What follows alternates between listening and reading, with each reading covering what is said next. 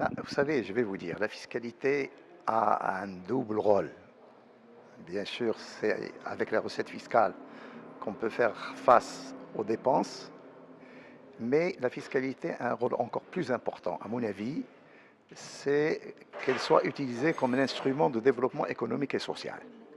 Sur le plan économique, permettre justement de mettre en place des incitations qui permettent de développer soit des secteurs, soit des régions, soit une activité. Vous avez vu un petit peu ce qui se passe pour l'automobile, l'aéronautique, c'est extrêmement important.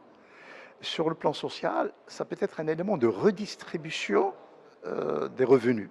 C'est-à-dire on prend de chez les riches pour les donner aux pauvres par le biais d'un certain nombre d'allocations, etc.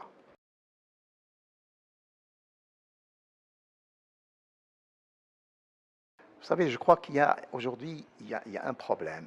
C'est de pouvoir permettre aux contribuables d'adhérer à l'acte fiscal.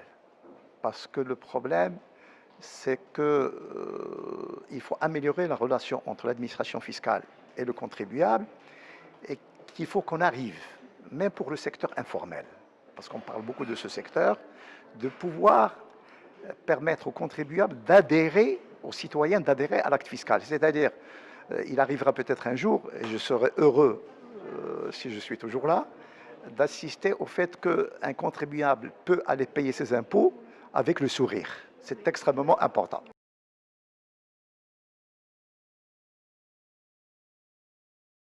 Vous savez, l'équité, disons l'équité sociale est un terme effectivement qui renferme notamment l'équité fiscale. Oui, on peut arriver, mais comme je vous l'ai dit, c'est d'utiliser la fiscalité comme, non pas comme une simple tirelire, mais de pouvoir l'utiliser comme un instrument de développement économique et social. D'abord, il faut qu'on parle un petit peu de l'opportunité de ces assises.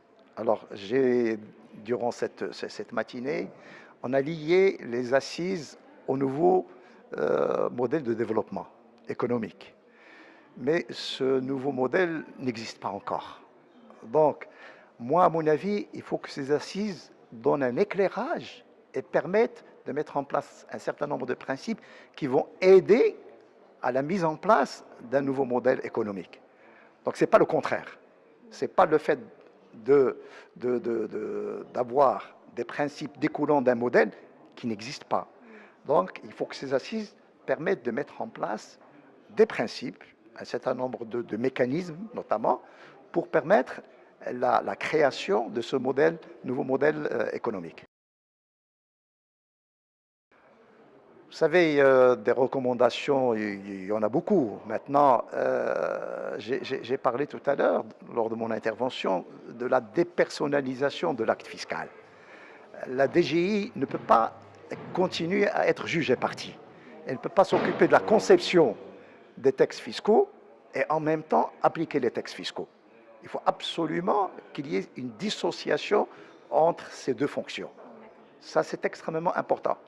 Deuxièmement, et j'insiste là-dessus, il faut que le citoyen puisse adhérer à l'acte fiscal. C'est quelque chose de fondamental. Et avec ça, on aura très probablement un élargissement de la base imposable.